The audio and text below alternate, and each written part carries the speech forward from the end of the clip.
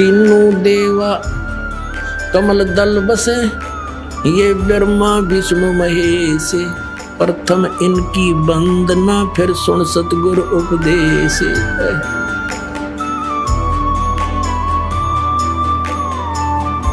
यहाँ किसी का बेटा मर गया, किसी की बेटी मर गई, किसी के आंख में कैंसर, किसी के कान में कैंसर, किसी की जीभ में, कोई एड्स से दुखी, कोई किसी और बीमारियां थे। हे भगवान, जुल्म हो रहा है यहाँ पर।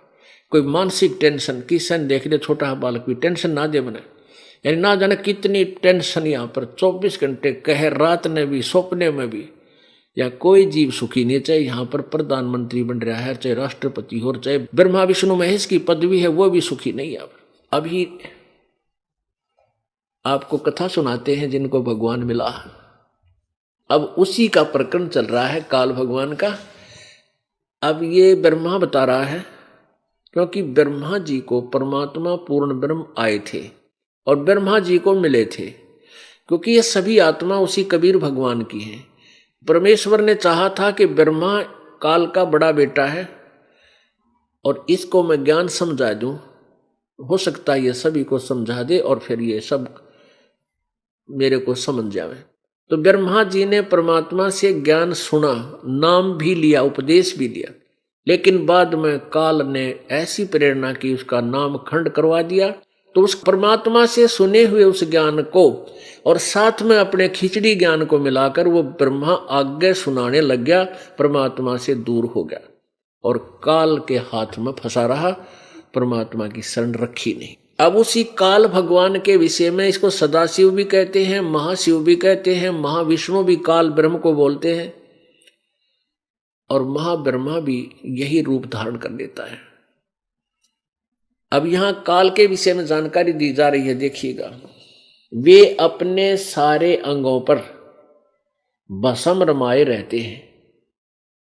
उन काल रूपी ब्रह्म ने, हो गया स्पष्ट, कि सदा शिव को काल रूपी ब्रह्म भी बोलते हैं। काल रूपी यानी काल भगवान भी कहते हैं। उन्हीं काल रूपी ब्रह्म ने एक ही समय शक्ति के साथ, ये नाथ नहीं है, मिसप्रिंट है, शक्ति यानी दुर्गा के साथ शिवलोक नामक अक्षेत्र का निर्माण किया था। उस उत्तम अक्षेत्र को काशी कहते हैं। काशी वह परम निर्वाण व मोक्ष का स्थान है जो सबके ऊपर विराजमान है। वे प्रिया और प्रियतम, शक्ति और शिव, वो पति पत्नी रूप में दुर्गा और शिव, दुर्गा और शक्ति और शिव, दुर्गा और शिव, जो यानी ब्रह्म, जो परमानंद स्वरूप है, उस मनोरम क्षेत्र में नित्य निवास करते हैं, वहां रहते हैं ऊपर। काशीपुरी परमानंद रूपणी है। मुने शिव और शिवा ने, इस काल और दुर्गा ने प्रलय काल में भी कभी उस क्षेत्र को अपने सानिध्य से मुक्त नहीं किया। अब क्या बताते हैं, देव से एक समय उस आनंद वन में यानी काशी में रमण करते हुए, मौज मस्ती मारते हुए, शिवा और शिव के मन में यह इच्छा हुई कि किसी दूसरे पुरुष की सृष्टि करनी चाहिए, यानी कोई बालक पैदा करना चाहिए, जिस पर यह सृष्टि संचालन का महान भार रखकर हम दोनों केवल काशी में रहकर इच्छा अनुसार विचरें और निर्वाण धारण करें। ऐसा निश्चय करके शक्ति सहित सर्वव्यापी परमेश्वर शिव ने अपने वाम भाग के 10वें अंग पर अमृत मल दिया, यानी पति पत्नी व्यवहार किया उन्होंने। फिर तो वहां से एक पुरुष प्रकट हुआ, एक पुत्र उत्पन्न हो गया। उसका नाम के रखा 102 पृष्ठ पर रुद्र संहिता अध्याय नंबर 6 चल रहा है। शिव ने कहा, उस काल ने कहा, वत्स, व्यापक होने के कारण तुम्हारा विष्णु नाम विख्यात हुआ। अब सिद्ध हो गया कि दुर्गा और काल से, प्रकृति और इस ब्रह्म से विष्णु का जन्म हुआ। ये इनके माता पिता हैं। ये अपने सदग्रंथ बता रहे हैं, दास अपनी तरफ से कोई मिलावट नहीं कर रहा। ये है सिलेबस का ज्ञान जो गुरुओं ने हमें देना चाहिए था, लेकिन उन अज्ञानियों ने लोक वेद सुनाकर हमारे सदग्रंथों के विपरीत ही हमें ज्ञान में उलझा रखा था। और यही कारण रहा, कोई कुछ दंत कथा सुना रहा है, कोई कुछ सुना रहा है। यदि हम एक ही आधार लेकर चलेंगे सदग्रंथों को, तो अज्ञान होने का कहीं चांस ही नहीं है, कोई भ्रमित ही नहीं हो सकता। क्योंकि हम अशिक्षित थे, हमारे पूर्वज अशिक्षित थे, और शिक्षा का अधिकार केवल ब्राह्मण वर्ग को था। वही संस्कृत पढ़ सकते थे। काशी विद्यापीठ उनका नाम हो रही थी कि ब्राह्मण लोग ही पढ़ेंगे, और उन्होंने ही सदग्रंथों को समझना है। उनका कोई सदग्रंथ समझ में आए नहीं, क्योंकि उनके पास तत्व ज्ञान नहीं था। और तत्व ज्ञान में सृष्टि रचना जो है, सृष्टि रचना की कथा है, जब तक वो समझ में नहीं आती तब तक कोई भी सदग्रंथ आप समझ नहीं सकते। तो वो ज्ञान उन ब्राह्मणों यानी गुरुओं के पास नहीं था, जिस कारण से उन्होंने ये ऐसे क्लियर ज्ञान भी हमें नहीं बता पाए, वो नहीं बता सके, क्योंकि वो तत्व ज्ञानहीन थे। और बाद में फिर पैसे लालच हो गया उनको, अपना रोजी रोटी का धंधा बना लिया, और जिस बात से जनता प्रसन्न हो वही बताना, वही उसी तरह उनको कहना समझाना, और जिससे अपना स्वार्थ सिद्ध हो उस तरह उनको मूर्ख बनाना, ये उनका उद्देश्य हो गया था। अब इसमें स्पष्ट लिख रखा है कि विष्णु जी की उत्पत्ति दुर्गा और काल से हुआ, ब्रह्म से। आगे ब्रह्मा जी की उत्पत्ति आपको दिखाते हैं। ब्रह्मा जी कहता मेरा जन्म भी इसी प्रकार दुर्गा और शिव से हुआ। देखो, काल से हुआ। ये शिव कौन है? ये एक तो ये तमोगुण शिव है, ये काल का बेटा है, और ये खुद भी शिव रूप धारण कर लेता है। ये सदाशिव भी कहलाता है, इसको महाशिव भी कहते हैं। ऐसे ही यही काल फिर और लीला करता है, छल छिद्र करता है। ये विष्णु रूप धारण कर लेता है तो और उसको महाविष्णु कहते हैं। ऐसे ही वो ब्रह्मा रूप धारण कर लेता है तो महाब्रह्मा कहलाता है। उसको समझ नहीं सके यू माँ ब्रह्मा के बीमारी थी, यू कौन था। अब इसका सारा निर्णय हो जाएगा। अब ब्रह्मा जी की उत्पत्ति दुर्गा और ब्रह्म से देखिएगा। अब यहां छठा अध्याय समाप्त हो गया रुद्र संहिता का। ये आपने अभी पढ़ लिया कि विष्णु जी का नाम धर दिया। उस काल ने, शिव ने कहा वत्स बेटा, व्यापक होने के कारण तुम्हारा विष्णु नाम विख्यात हुआ, तेरा नाम विष्णु रख दिया।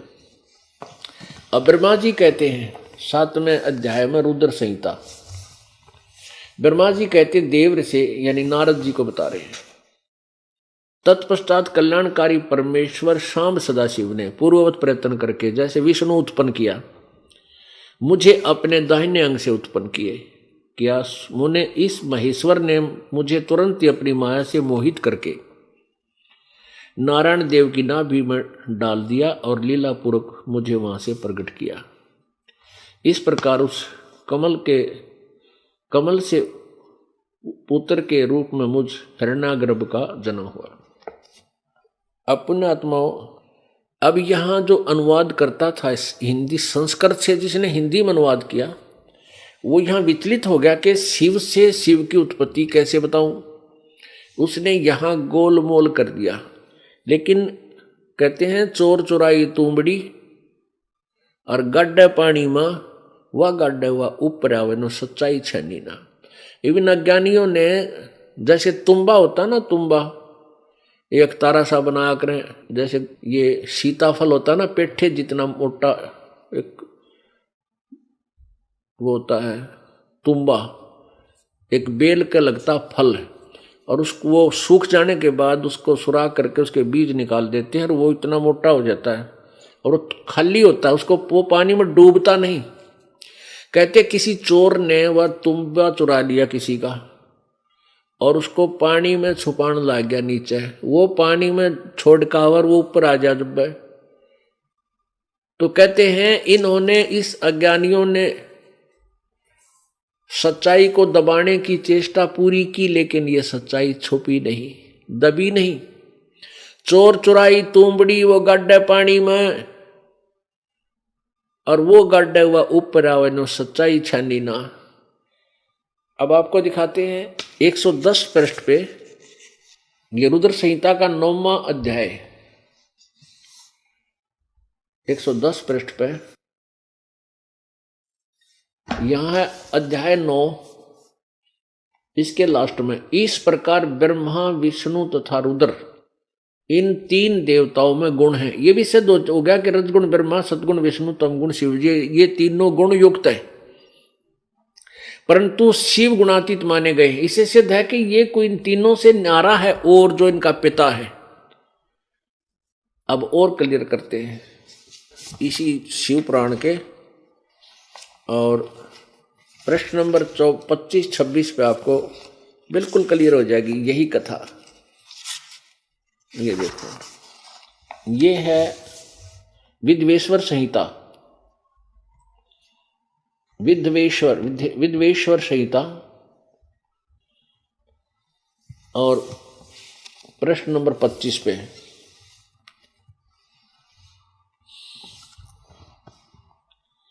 ब्रह्मा विष्णु ने पूछा किससे? इस काल से, सदाशिव से, प्रभु सृष्टि आदि में 5 कर्तों के लक्षण क्या हैं, ये हम दोनों को बताइए। भगवान शिव बोले, ये काल बोला, ब्रह्म, मेरे कर्तव्यों को समझना अत्यंत गहन है, तथापि मैं कृपा पूर्वक तुम्हें उनके विषय में बता रहा हूं। ब्रह्मा और अच्युत यानी विष्णु सृष्टि और पालन, संहार, तिरोभाव और अनुग्रह, ये 5 ही मेरे जगत संबंधी कार्य हैं जो नित्य सिद्ध हैं। संसार की रचना का जो आरंभ है उसी को सर्ग या सृष्टि कहते हैं। अब देखो, अब वो काल क्या कह रहा है? पुत्रों, हे मेरे बेटो ब्रह्मा और विष्णु को, तुम दोनों ने तपस्या करके प्रसन्न हुए मुझ परमेश्वर से सृष्टि और सतिथि दोनों कृत, दोनों काम, सृष्टि ब्रह्मा को और सतिथि विष्णु को, यानी तुमने तपस्या करके मुझ प्रसन्न हुए परमेश्वर से प्राप्त किए, मेरे से प्राप्त किए, ये दोनों ही तुम्हें बहुत प्रिय। इसी प्रकार मेरे विभूति स्वरूप रुद्र और महेश्वर में 2 अन्य उत्तम करते, संहार और तिरोभाव, मुझसे प्राप्त किए। इसी प्रकार मेरे विभूति स्वरूप रुद्र और महेश्वर ने 2 अन्य उत्तम करते, संहार और तिरोभाव, मुझसे प्राप्त किए हैं। अब 4 हो गए। एक तो ब्रह्मा और विष्णु सृष्टि और सतिथि उनको मिले, और रुद्र और महेश्वर को ये संहार और तिरोभाव। इससे सिद्ध हो गया कि जो ज्ञान बोल रहा है इससे अलग है ब्रह्मा विष्णु और महेश्वर, वो उनके बेटा कह रहा है, वो उनके पुत्र हैं। अब हम यही सिद्ध करना चाहते थे कि ये काल जो है ये ब्रह्मा विष्णु महेश का पिता है, ब्रह्म, और इसी काल ने ब्रह्म ने श्री कृष्ण जी में प्रवेश होकर के भूत की तरह, प्रेत की तरह सूक्ष्म रूप बनाकर श्री कृष्ण जी में प्रवेश करके श्रीमद् भगवत गीता जी का ज्ञान बोला। क्योंकि गीता जी अध्याय नंबर 11 श्लोक नंबर 32 में ये खुद कहता है कि मैं काल हूं और सबको अब खाने के लिए प्रकट हुआ हूं, नष्ट करने के लिए। पुण्यात्माओं, श्री कृष्ण जी काल नहीं थे। उन्होंने पहले अपने आप को कभी काल नहीं कहा और बाद में कभी अपने को काल नहीं कहा। वो तो सतोगुण भगवान थे, दयालु आत्मा थी। और गीता जी अध्याय नंबर 8 के श्लोक नंबर 13 में गीता ज्ञानदाता काल श्री कृष्ण में प्रवेश करके कह रहा है कि ओम इति एक अक्षरम ब्रह्म व्यवहारन माम अनुशमरन यह प्रयाति तदन देहम सयाति परमाम गति। गीता ज्ञानदाता काल यानी ब्रह्म कह रहा है कि माम ब्रह्म, मुझ ब्रह्म का केवल एक ओम अक्षर है। इसका सुमन करता हुआ जो अंतिम समय तक अंतिम श्वास तक सिमरन करता हुआ शरीर छोड़कर जाता है तो मेरे वाली परम गति को प्राप्त होता है, मेरे वाली राहत उसे प्राप्त होती है जो लाभ मेरी साधना से होता है। यही पुराण में लिखा, शिव पुराण में भी दिखाता हूं। ये शिव पुराण अभी आप पढ़ रहे थे 26 पृष्ठ पे, इसी में ये देखिएगा, ये वही शिव पुराण है, गीता प्रेस गोरखपुर से प्रकाशित है। इसमें अभी आप पढ़ रहे थे कि हे पुत्रों, ये प्रश्न नंबर 26 पे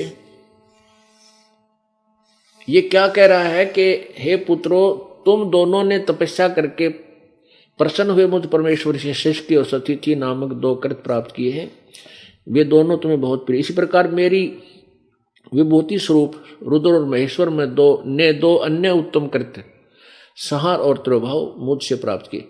इससे सिद्ध है कि इन चारों से अलग है वो शिवपुराण का जो ज्ञान दे रहा। अब यहाँ क्या कहता है ये, मैंने पूर्व काल में अपने सर्वभूत मंत्र का उपदेश किया है जो ओंकार के रूप में प्रसिद्ध है। मेरा एक ओम नाम है, वह महामंगलकारी मंत्र है।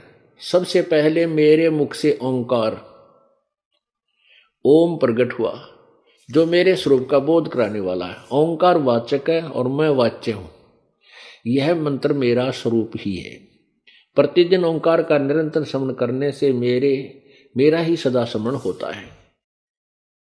अब यहां कहता है इन, ये ऊपर इसके सारे लिख रखे हैं, उत्तर का मुख पश्चिम का मुख ऐसे होने से इन सभी अवयवों से एकीभूत होकर वह परमण ओम नामक एक अक्षर हो जाता है। ओम एक अक्षर हो जाता है। अब देखना, अब यही गीता जी में लिखा है कि ओम इति एक अक्षरम ब्रह्म व्यवहारण माम अनुसमरण। माम ब्रह्म यानी मुझ ब्रह्म का केवल एक ओम मंत्र है। यहां देखना 53 पृष्ठ पे विद्वेश्वर संहिता, शिव पुराण विद्वेश्वर संहिता प्रश्न नंबर 53, परवण के 2 भेद बताए गए हैं, स्थूल और सूक्ष्म। ओम के एक अक्षर रूप जो ओम है उसे सूक्ष्म परवण जानना चाहिए। ओम जो सूक्ष्म, ओम एक अक्षर रूप है, यानी ये दास ये सिद्ध करना चाहता है कि गीता जी का ज्ञान भी इसी काल ने बोला था और इसका मंत्र ओम है। ये देखिए प्रश्न नंबर 105 रुद्र संहिता, उस परब्रह्म परमात्मा शिव का वाचक एक अक्षर परवण ही है। एक अक्षर ओम, परवण को चाहे ओम को, ये सभी वाच्य अर्थ रूप हैं।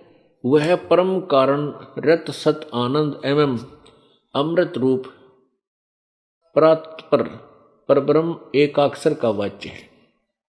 अब यहां क्या सिद्ध हो गया कि काल जो है ये ब्रह्मा विष्णु महेश का पिता है, दुर्गा इनकी माता है।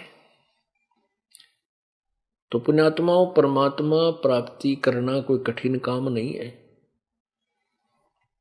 लेकिन ये हमारे हृदय में समा जाना कि ये भगवान नहीं है जिनको हम परमात्मा मानते थे। वास्तव में परमात्मा पूर्ण ब्रह्म और ही है, कोई अन्य ही है, जिसकी पूजा से हम पूर्ण मोक्ष प्राप्त करेंगे।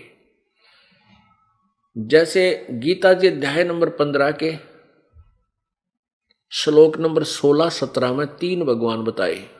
एक क्षर पुरुष, हम इसका डिफरेंस अच्छी तरह समझ, अक्षर अक्षर, क्षर अक्षर यानी क्षर पुरुष और अक्षर पुरुष, ये 2 भगवान प्रसिद्ध हैं और इनके लोकों में इन सभी भगवानों की क्षर पुरुष और अक्षर पुरुष, यानी ब्रह्म को क्षर पुरुष कहते हैं, परब्रह्म को अक्षर पुरुष कहते हैं।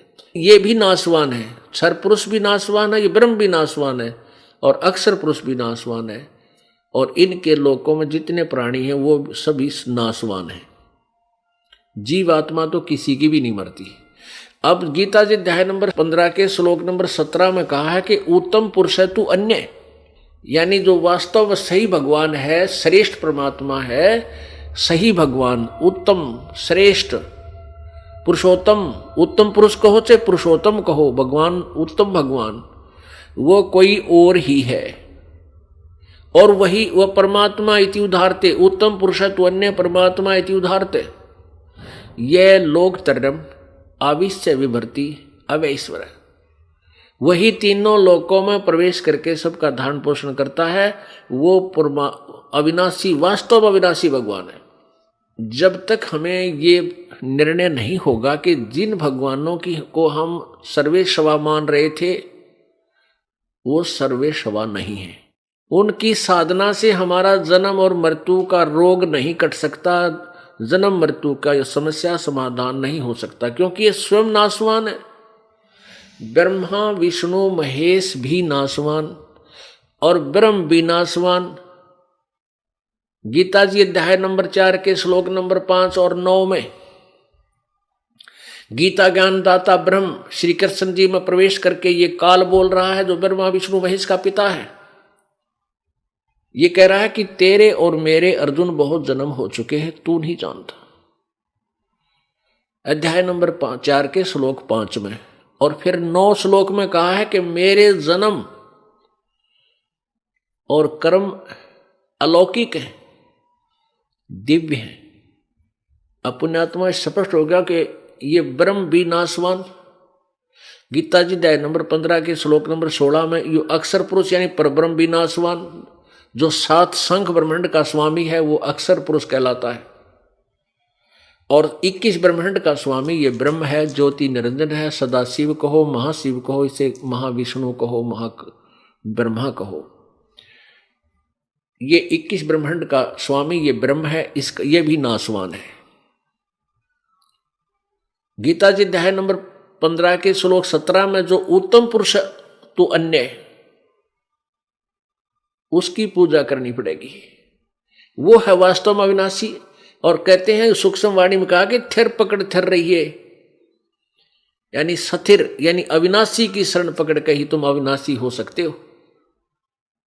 नाशवानों की आड़ में आप कभी सुरक्षित नहीं रह सकते। तो पुण्यात्माओं, हमें ये क्लियर हो जाना चाहिए कि हम जो साधना कर रहे हैं ये ठीक नहीं या ठीक है, क्योंकि सदग्रंथों से मेल करेंगे तभी पता चलेगा आप कौन सी साधना कर रहे हो और किस परमात्मा की पूजा कर रहे हो। मान लीजिए कोई कबीर पंथी कहते हैं, फिर तो हम कबीर पंथी हैं और हमने तो कबीर साहब की शरण ले रखी है, हम उसी को मानते हैं, तो हम तो सही भक्ति कर रहे हैं। नहीं, आपकी भक्ति के जो मंत्र हैं वो सही होने चाहिए। भगवान कबीर साहब तो सही है, लेकिन उसके पाने की विधि आपके पास नहीं है, तो आप अपना जीवन व्यर्थ कर रहे हो। इसलिए हमने अपनी साधना को रीचेक करना है, दोबारा फिर देखना है कि हम जो कर रहे हैं वो ठीक है कि नहीं। तो उसकी तुलना अपने अपने सदग्रंथों से ही करनी पड़ेगी, किसी के कहने सुने दंत कथा को नहीं मानना। जैसे गीता जी अध्याय नंबर 16 के श्लोक नंबर 23 में कहा कि अर्जुन तो शास्त्र विधि को त्याग कर मन माना आचरण करते हैं, यानी अपनी इच्छा से मनमानी पूजा करते हैं, न तो उनको कोई सिद्धि होती है, ना उनको कोई सुख होता है, ना उनकी कोई गति होती है, व्यर्थ, यूजलेस। फिर श्लोक नंबर 24 में कहा है अध्याय 16 के कि इससे तेरे लिए कर्तव्य और अकर्तव्य की व्यवस्था में कौन से कर्म करने चाहिए भक्ति के, कौन से नहीं करने चाहिए, उनके लिए तो शास्त्रों को आधार मानना, किसी व्यक्ति विशेष के कहने से नहीं मानना। तो पुण्यात्माओं, संत वही होता है जो शास्त्र अनुकूल ज्ञान दे, शास्त्रों में वर्णित विधि अनुसार ही भक्ति विधि बतावे, उससे हमारा कल्याण होगा, अन्यथा नहीं हो सकता। तो मानुष जन्म दुर्लभ है, ये मिला न बारंबार, तरवर से पत्ता टूट जाए फिर नहीं लगता डार। अब इस अवसर को हमने चूकना नहीं है। अब ये वो समय आ गया है बिचली पीढ़ी का। बिचली पीढ़ी आप बिचली पीढ़ी में हो।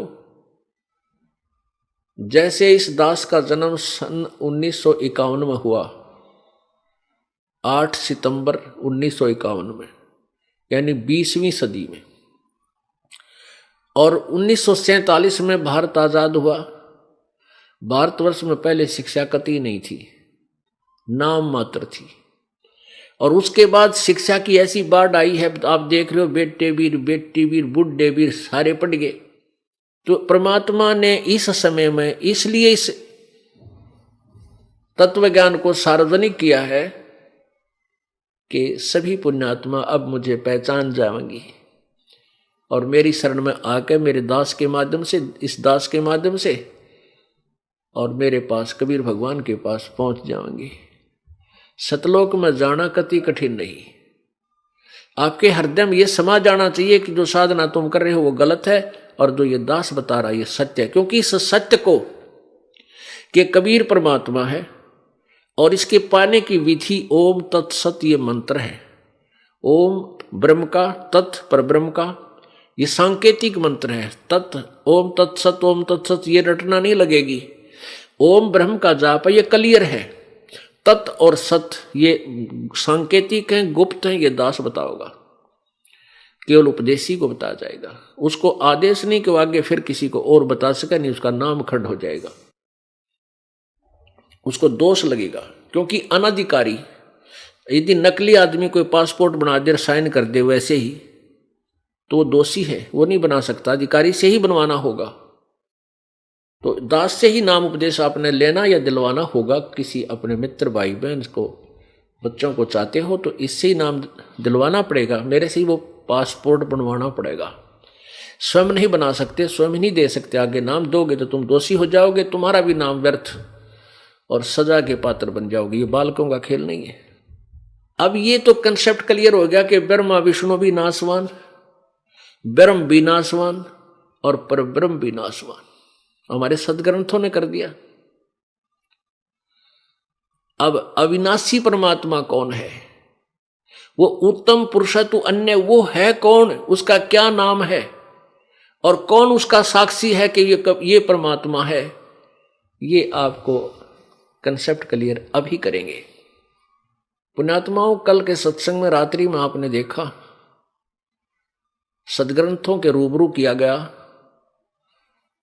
कि पवित्र वेदों में यजुर्वेद अध्याय नंबर 5 के श्लोक नंबर 1 में, मंत्र नंबर 1 में कहा कि अग्ने तनुरसी विष्णुवे तवा सोमस्य तनुरसी।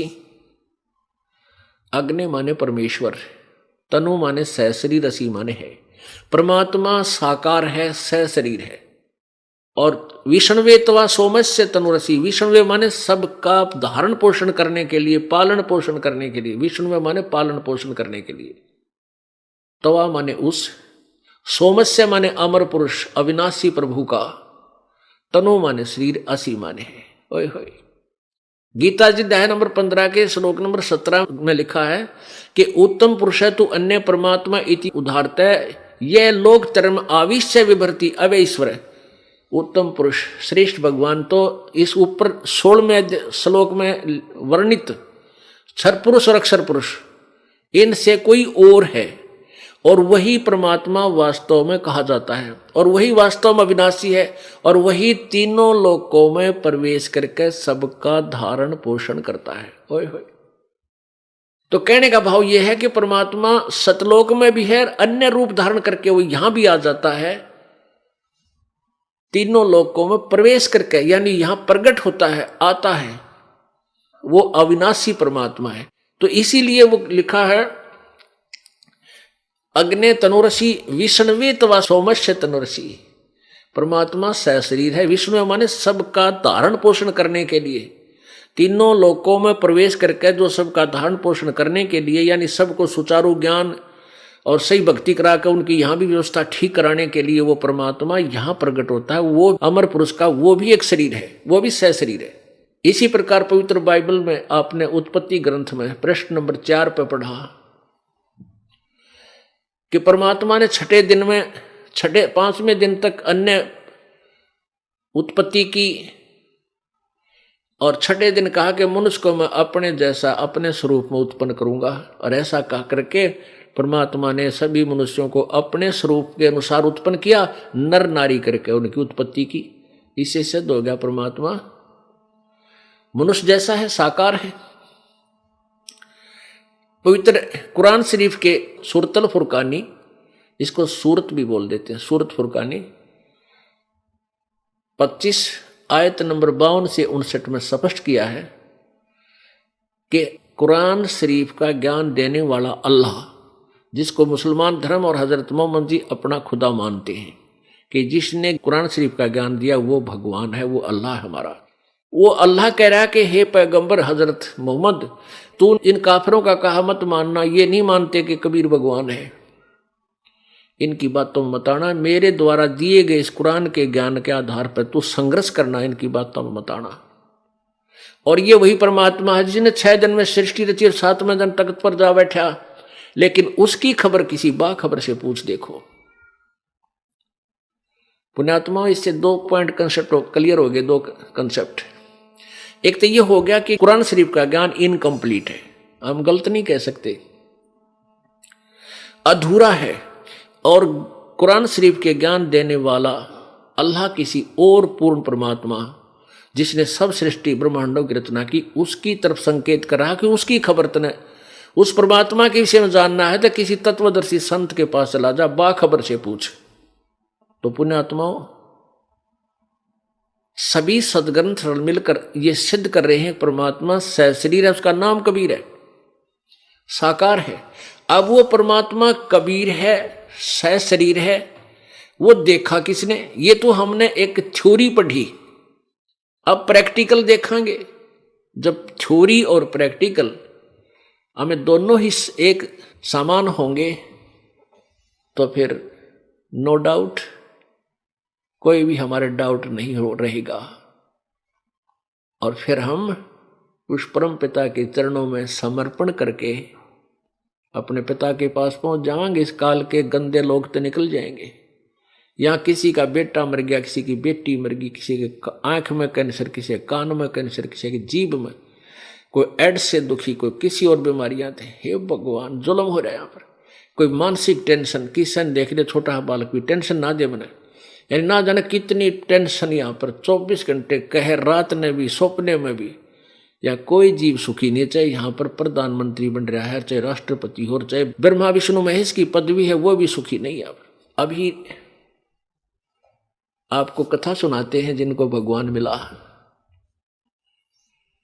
ये परमात्मा बनारस में आए थे, पूर्ण परमात्मा कबीर जी, जो बनारस में 120 वर्ष तक रहे, सन 1398 से सन 1518 तक 120 वर्ष रहे।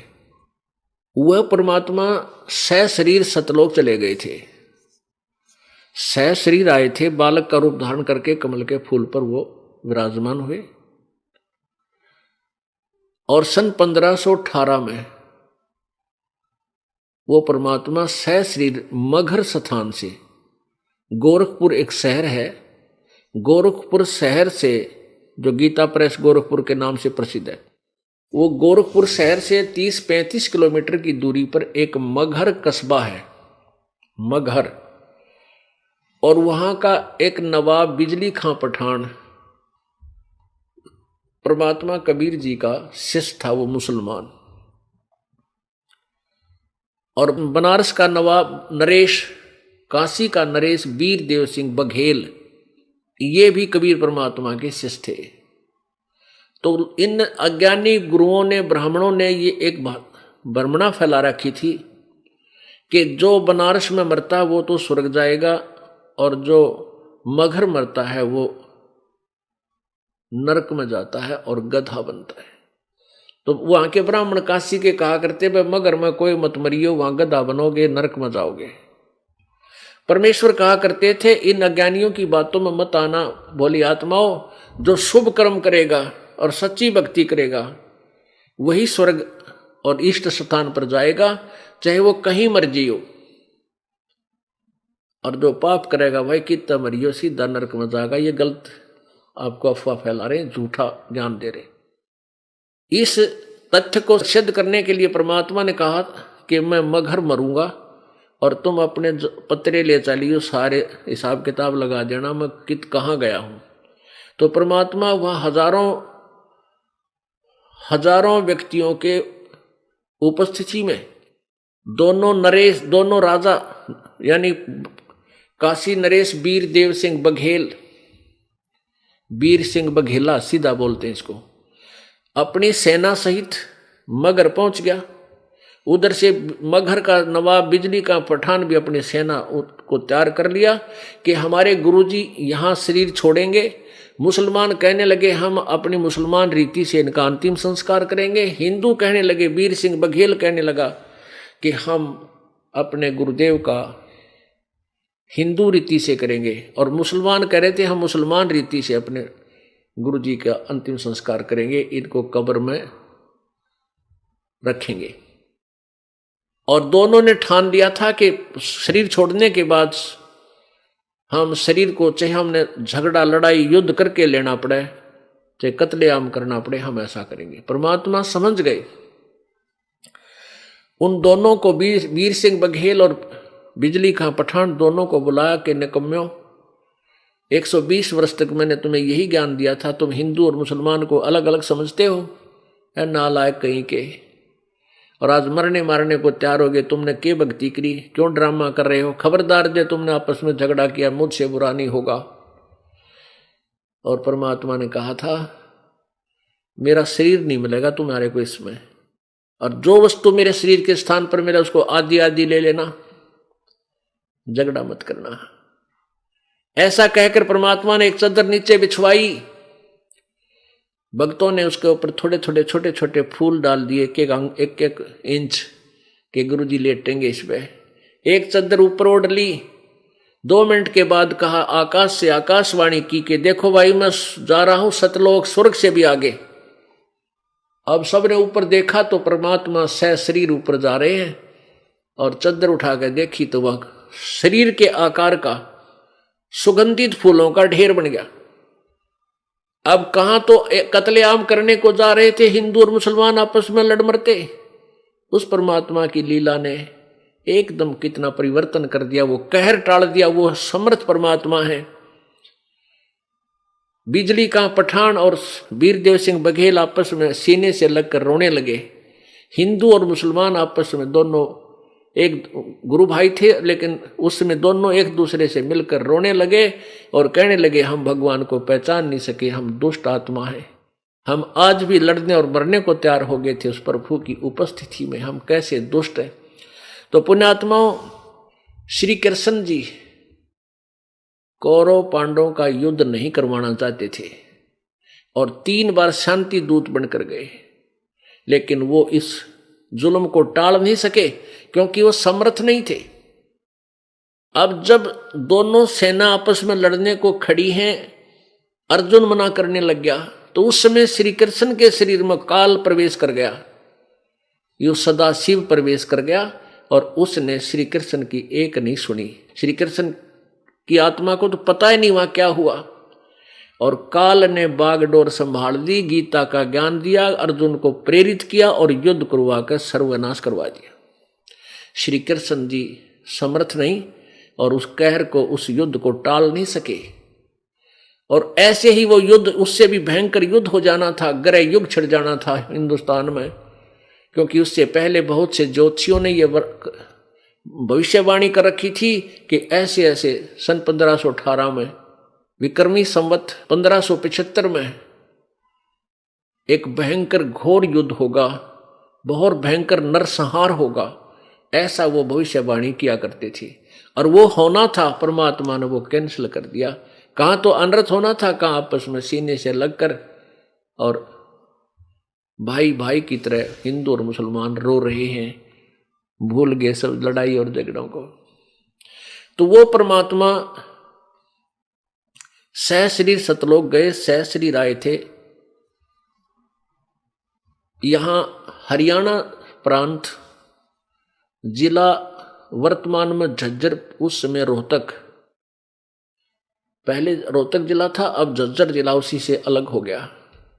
उस झज्जर जिला में एक गांव है छुडानी, छुडानी गांव है, जो बहादुरगढ़ कस्बा से 15-20 किलोमीटर की दूरी पे है। बहादुरगढ़ टू झज्जर रोड पे एक दुल्हेड़ा गांव आता है, दुल्हेड़ा गांव से 2-2.5 किलोमीटर एक लिंक रोड जाता है, वहां पर वो दुल्हेड़ा छुडानी गांव है। पहले वहां कोई सड़क वड़क नहीं थी। सन 1717 में छुडानी गांव में एक परमात्मा, श्रेष्ठ आत्मा संत गरीबदास जी का जन्म हुआ। जब वो गरीबदास जी 10 वर्ष के हो चुके, अपने ही खेतों में एक कबलाना गांव है, कबलाना गांव और छुड़ानी गांव की सीमा मिलती है। वहां पर बहुत ज्यादा जमीन थी। गरीबदास महाराज जी किसान परिवार में जन्मे थे और उनके लगभग 1300-1400 एकड़ जमीन थी। 10 वर्ष के बालक पहले पढ़ाई नहीं करते थे, बल्कि ऐसे ही अपना खेती, जिसका भी जैसा व्यवहार था, वर्ण के आधार पर जिसकी जैसी ड्यूटी थी वही कर्तव्य कर्म किया करते थे। पाली जाते थे, गौओं के ग्वाले थे। और सन 1727 संवत 1784 फाल्गुन उतरते की द्वादशी को दिन में लगभग 10 बजे वही परमात्मा जो सहश्री सतलोक गए थे, कबीर परमात्मा सतलोक से चलकर वहां पहुंचे जहां पर गरीबदास जी 10 वर्षीय बालक और साथ में अन्य पाली गवाले, गौओं के रखवाले वहां गायें चरा रहे थे। नला नामक खेत में, खेतों के नाम रख लेते हैं गांव वाले, कितना शीश वाला, कितना डैर, कितना डाबर, उसका नाम था नला खेत, नला। उस नला नामक खेत में गौ चरा रहे थे। परमात्मा सतलोक से आए एक जिंदा महात्मा के रूप बनाकर। जिंदा महात्मा कैसा होता है? मुसलमानों में होता है ये। एक काला और कोट पहनते हैं घुटनों से नीचे तक का, एक कच्छा पहनते हैं बस, और सिर पे एक टोप होता है, काला ही टोप होता है, छोटे से वाला लंबा सा नु करके ऐसे। ऐसी वेशभूषा वाले को जिंदा महात्मा कहते हैं और जनसाधारण उनको बाबा जी कह देते हैं। बाबा जी आ गया।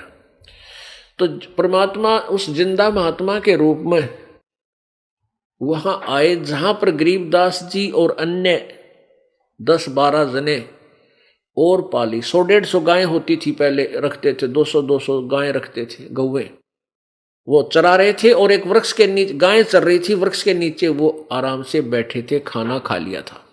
तो परमात्मा वहां आए, उनको राम राम कहा।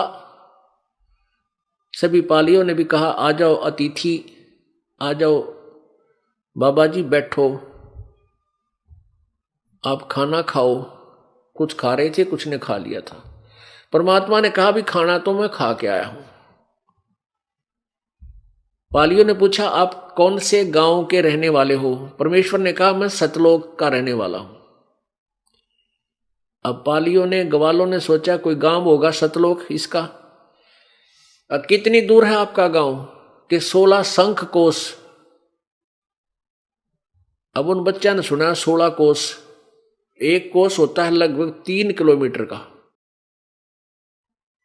एक कोस लगभग 3 किलोमीटर का होता है। तो उन्होंने कहा कि मैं 16 शंख कोस, परमात्मा तो कह रहे थे नील पद्म शंख, 16 शंख कोस पे है मेरा सतलोक। उन्होंने सोचा 16 कोस पे होगा, ले चलो।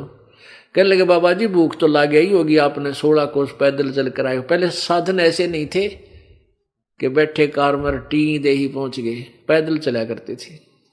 पहले अतिथि सत्कार बहुत होता था, प्यार होता था। पाली कहने लगे बाबा जी रोटी तो खानी पड़ेगी।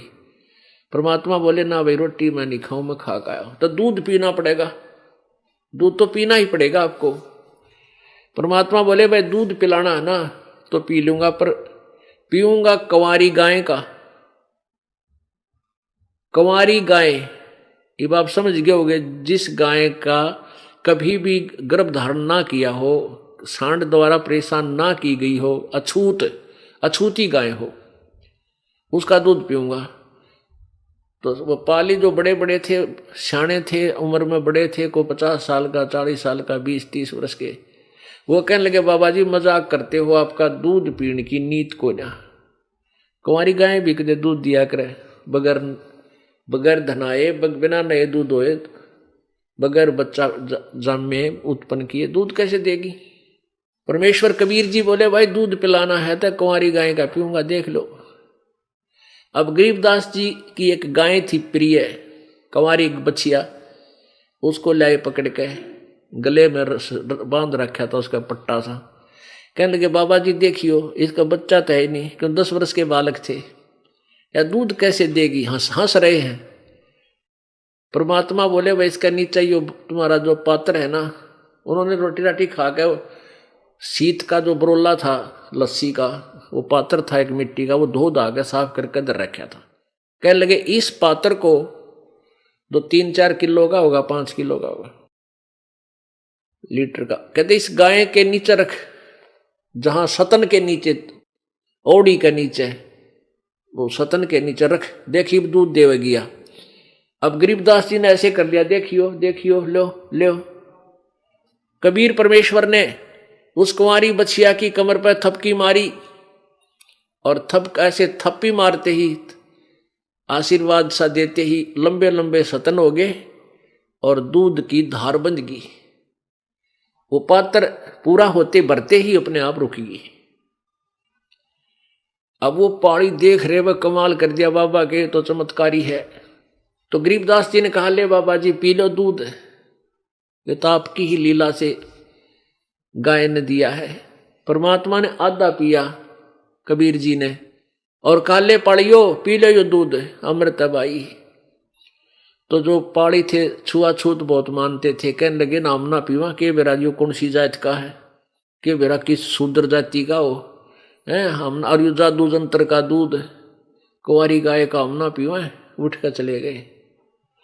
अब गरीबदास जी बालक थे, ने बोले लिया बाबा जी मैं पीऊंगा, आपका जो है ना अमृत हमारे भाग में कहाँ। यानी ये पिछले संस्कार भी होते हैं छोटे छोटे बच्चों में, ऐसे ज्ञान की उत्पत्ति होना। गरीबदास जी ने पी लिया, वो पाड़ी देख रहे थे, मरेगा यो, इसने पी लिया दूध, किरा किसका जूठा, कौन सी जाति का है ये। तो परमात्मा ने गरीबदास जी को पूरा ज्ञान समझाया, क्योंकि उनको अपना गवाह बनाना था।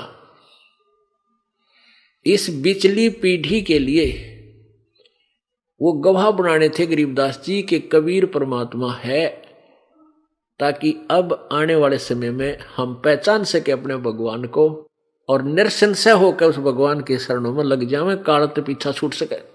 तो गरीबदास जी को पूरा ज्ञान समझाया। 10 वर्ष का बालक बहुत समझदार हो जाता है, ऐसी बात नहीं।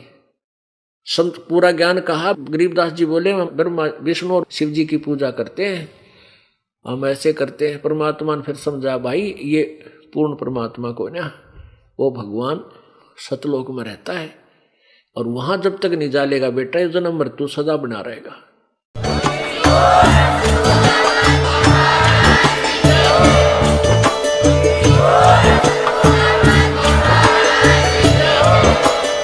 क्या नाम है बहन जी आपका? मेरा नाम भारती है। बहन जी कहाँ से आए आप?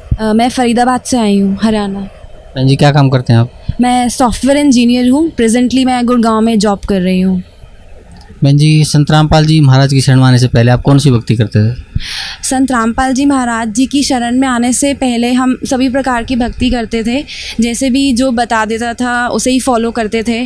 घर में जो भी ट्रेडिशंस कल्चर्स चल रहे थे उसे ही आगे चलाए जा रहे थे। कोई बोलता था मंदिर चले जाओ, फास्ट रख लो, मंडे का व्रत रखो, शनिवार को शनिदेव पे जाके तेल चढ़ाओ, और गुरुद्वारे चले जाओ, चलिया रख लो, पीर की दरगाह पे चले जाओ। तो जैसा जो बताता था हम उसे ही फॉलो कर रहे थे, बट उससे हमें कोई सेटिस्फैक्शन नहीं था, कोई लाभ भी नहीं हो रहा था। हमें लग रहा था जैसा जो बता रहे हैं हम वही कर रहे हैं, but whether it is right और wrong, this was a question and it was totally unanswered. कुछ नहीं पता था हमें इसके बारे में, बट जैसा चल रहा था हम उसे ही फॉलो कर रहे थे। That's it. जी संत रामपाल जी महाराज की शरण में आप कैसे आए? Actually it is past 8 years back हमारी फैमिली की कंडीशन बहुत ज़्यादा ही ख़राब थी। मेरे फादर का टोटल बिजनेस लॉस हो चुका था और हमारे पास खाने को पैसे नहीं थे। Even I was in 10th standard that time, और हमारे फादर के पास हमें एजुकेशन के लिए भी, अच्छी एजुकेशन दिलाने के लिए भी पैसे नहीं थे। तो उस समय फादर ने लोन लिया और हमें जैसे तैसे पढ़ाया, और उस समय हम जो भी भक्ति कर रहे थे उस समय कोई रिजल्ट्स नहीं मिल रहे थे, और उसके बाद फिर 2 साल ऐसे ही बीत गए। हम परमात्मा की खोज करते रहे बट कहीं से कुछ रिजल्ट्स नहीं निकले। इट वॉज टोटली निल।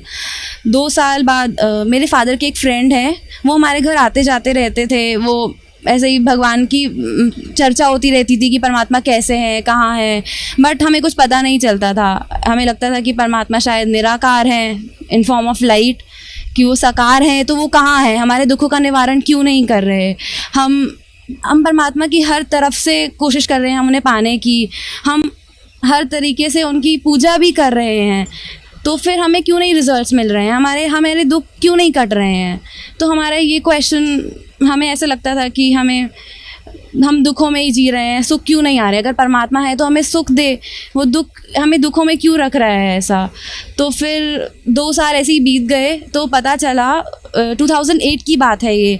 उस समय परमात्मा जेल में थे ड्यू टू कनोथा कांड, और उस समय फरीदाबाद में ही सत्संग चलता था, परमात्मा का CD में चलता था। तो मेरे फादर वहाँ सत्संग सुनने गए तो उन्हें कुछ समझ नहीं आया, बट यही पता चला कि ये ज्ञान कुछ डिफरेंट है।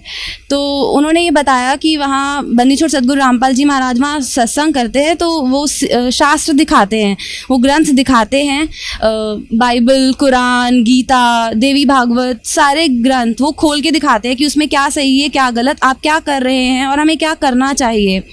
तो हमें लगा ये कुछ डिफरेंट है। तो हमारे फादर घर आए, उन्होंने ये सब बताया। तो कुछ दिनों बाद परमात्मा जेल से वापस आ गए थे, तो परमात्मा से हमारे फादर सिर्फ दर्शन के लिए ही गए वहाँ पर, कि देख के आते हैं कि वहाँ क्या है ऐसा। तो जब पापा वापस आए दर्शन करके, तो उन्होंने बताया कि मैं परमात्मा से नामदान लेके आ गया हूँ। तो हमें उन्होंने बताया कि परमात्मा नाम देते हुए ऐसा बताते हैं कि आपके 4 महीने में ऐसे ठाठ हो जाएंगे, अगर आप सही से भक्ति करेंगे और मर्यादा में रहेंगे तो आपको कोई दुख नहीं आएंगे। तो हमें ये थोड़ा डिफरेंट लगा कि कोई संत ऐसे इतनी चैलेंज के साथ कैसे कह सकता है। और हम उस समय इतने दुख में थे कि हमें तो अपने दुखों का निवारण करना था, जैसे तैसे हमारे दुख कटे। हमें तो ज्ञान के बारे में कुछ पता ही नहीं था।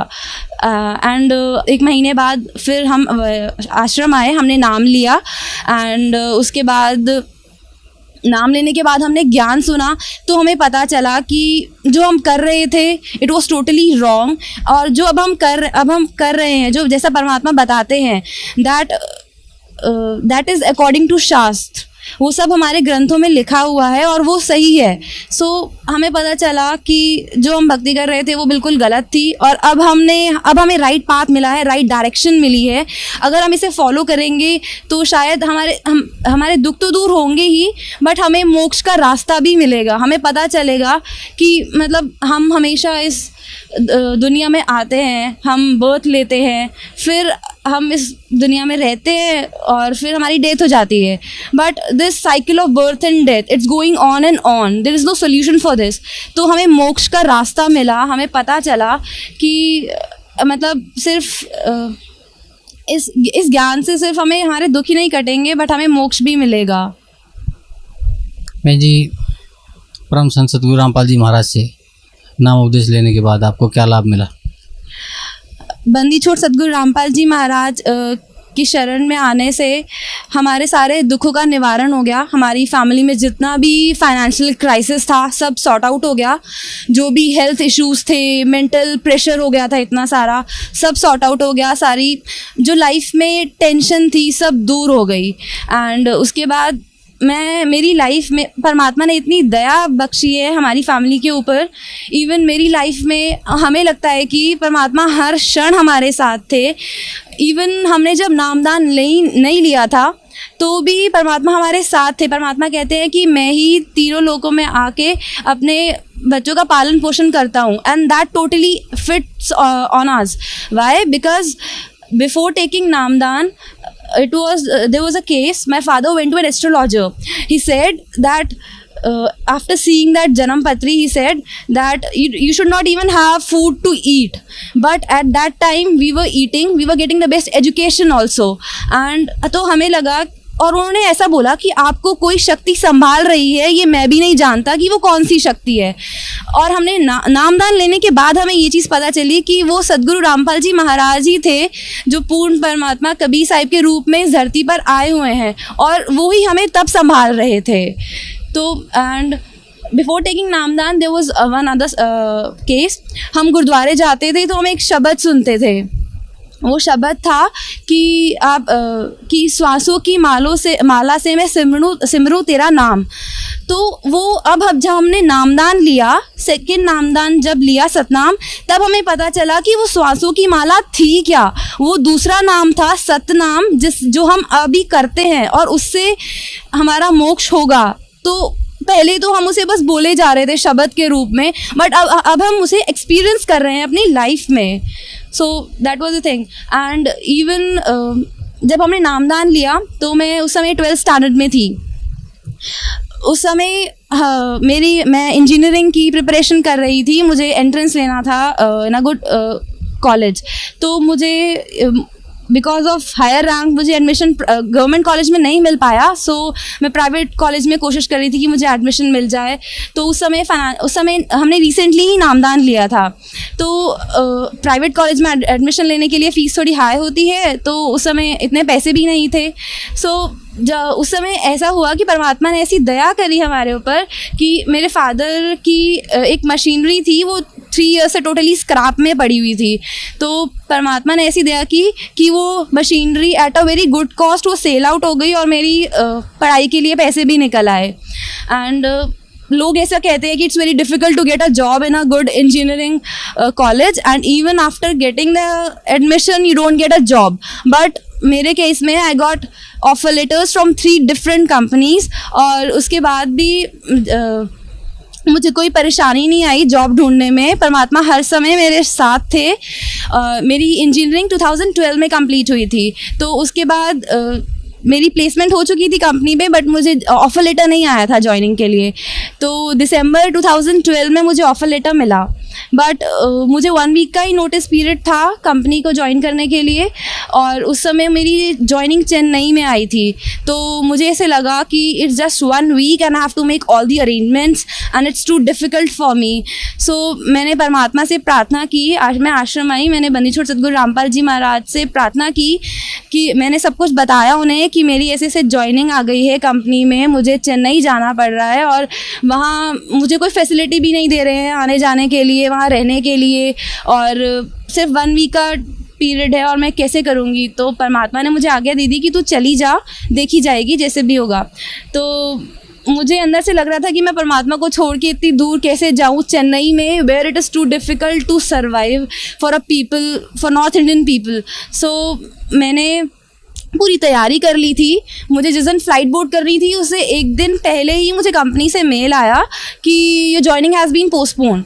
तो मुझे एक तरफ इतनी खुशी हुई कि मतलब इसमें परमात्मा की ऐसी क्या लीला है, परमात्मा क्या कर रहे हैं, और मुझे कुछ समझ नहीं आ रहा था। एकदम बहुत खुश थी कि चलो मुझे तैयारी करने के लिए भी टाइम मिल गया। एंड इन दैट मीनवाइल मुझे एक और कंपनी से भी ऑफ़र लेटर आ गया विद इन फ्यू वीक्स कि आप इंटरव्यू के लिए आ जाइए। मेरा वहाँ भी परमात्मा की दया से इंटरव्यू क्लियर हो गया, बट उसमें एक कंडीशन थी कि आपको पैसे देने थे, and it was a huge amount, 45,000 का अमाउंट था और वो मुझे पे करना था फॉर द ट्रेनिंग। बट मुझे ऐसे लगा कि इतना वर्थ नहीं है पे करना, बट मुझे लगा कि इंस्टॉलमेंट्स में देना है तो चलो ठीक है दे देंगे। परमात्मा ने अगर इट्स बेटर कि हम चेन्नई जाने से बेटर है कि मैं घर के पास ही यही जॉब कर लूँ। तो परमात्मा की दया से मैंने वहाँ मुझे जॉइनिंग 28 जनवरी की जॉइनिंग मिली, 28 जनवरी 2013। और उसके बाद मैंने उनको पोस्ट डेटेड चेक दे दिया था अपनी इंस्टॉलमेंट का कि आप ट्रेनिंग का ये फ़ीस ले लीजिए। बट मीनवाइल उस समय परमात्मा मेरे लिए क्या कर रहे थे मुझे खुद समझ नहीं आ रहा था। और मीनवाइल 28 जनवरी को मुझे ज्वाइन करनी थी वो कंपनी गुड़गांव में, बट 25 जनवरी को मुझे एक और कंपनी से कॉल आ गया कि आप इंटरव्यू देने के लिए आ जाइए। 26 जनवरी as it was republic day तो वो ऑफ था। मैं 27 जनवरी को इंटरव्यू देने गई एंड 2 राउंड्स थे, परमात्मा की दया से वो दोनों राउंड्स भी क्लियर हो गए। और 28 जनवरी को उन्होंने कहा कि आप नेक्स्ट 2 राउंड और हैं हैं तो आप उनके लिए आइएगा। So instead of going for that company इन गुड़गांव, मैं इंटरव्यू देने चली गई। मुझे लगा शायद परमात्मा ही इसमें कुछ और अच्छा कर रहे हैं मेरे लिए, तो मैंने नेक्स्ट 2 राउंड्स दिए उस दिन। तो फिर मेरे वो दोनों राउंड्स भी क्लियर हो गए। परमात्मा ने इतनी दया करी मुझ पर और वो दोनों राउंड्स क्लियर हो गए। उसके बाद भी परमात्मा ने कहाँ 45,000 का जो मेरा खर्चा हो रहा था वो भी बचा दिया। और उसके बाद मुझे उन्होंने 2 महीने के लिए ट्रेनिंग के लिए भेजा बैंगलोर। मैंने परमात्मा से प्रार्थना करी कि मुझे कंपनी ट्रेनिंग के लिए बैंगलोर भेज रही है और उन्होंने कहा है कि वो बाद में आपको आपकी प्रेफर्ड लोकेशन दे देंगे, तो शायद मैं वापस गुड़गांव आ सकती हूँ। तो फिर मैंने परमात्मा से आज्ञा ली। परमात्मा ने कहा कि चली जा। तो मैंने 2 महीने बैंगलोर में ट्रेनिंग करी and and it was a good company which I got in Gurgaon, और उससे बहुत बेटर थी। मुझे सारी फैसिलिटीज़ भी मिली, इवन आने जाने का एयर फेयर, वहाँ रहने का अकोमोडेशन एंड ट्रांसपोर्ट। तो मैं उस समय परमात्मा का इतना धन्यवाद कर रही थी। मैं बयान नहीं कर सकती उस समय मैं किस टाइम पीरियड से गुजर रही थी। परमात्मा हर क्षण मेरे साथ थे और मेरी जीवन में जो भी रुकावटें आ रही थी वो सब बिल्कुल दूर करे जा रहे थे। और मुझे लग नहीं रहा था कि मतलब ये कोई आम इंसान कर सकता है ये सब चीज़ें। मतलब बंदी छोड़ सदगुरु रामपाल जी महाराज इज़ ट्रू गॉड।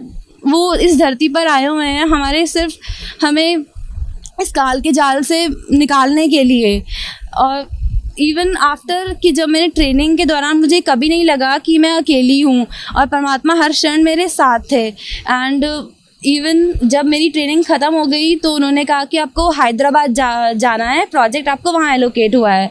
बट मैंने मन ही मन परमात्मा को प्रार्थना की कि प्लीज़ आप मुझे अपने पास बुला लीजिए और मुझे कहीं यहीं पास में ही जॉब मिल जाए। एंड मैंने अपने फादर को, मैं उस समय बैंगलोर में थी, तो मैंने अपने फादर को बोला कि आप आश्रम में परमात्मा को प्रार्थना कर दीजिए कि ऐसे हैदराबाद प्रोजेक्ट मिल रहा है तो गुड़गांव हो जाए। तो फिर नेक्स्ट डे ही मुझे कंपनी से दोबारा कॉल आ गया कि ठीक है, आपका सेम प्रोजेक्ट हैदराबाद में जो है वो गुड़गांव में भी है, तो आप गुड़गांव जा सकते हैं।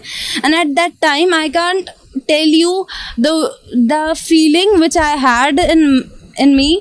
इट वॉज टोटली कि ऐसा कोई आम इंसान नहीं कर सकता। मतलब परमात्मा ही है जो ये सब कुछ कर सकते हैं। अपने बच्चों को वो यहाँ बचाने आए हुए हैं इस काल के जाल से। मतलब हम जितने भी दुविधाओं में फंसते हैं तो परमात्मा ही है जो हमें बचाते हैं। मैं जी, you are calling Sant Rampal ji Maharaj as a परमात्मा, और even though you are calling is a real god, तो can you prove Sant Rampal ji Maharaj is a real god, Sant Rampal ji Maharaj is अ परमात्मा? यस, बिकॉज मैंने अपनी लाइफ में सब कुछ किया। बिफोर टेकिंग नामदान मैंने सारी पूजाएं करी, जितने भी देवी देवता जो बताते हैं नॉर्मली, ब्रह्मा विष्णु महेश, आप इन सब की पूजा कीजिए। तो ये जैसा भी बताया गया, ये सब तो ग्रंथों में लिखा ही नहीं हुआ है कि इनकी पूजा करनी है।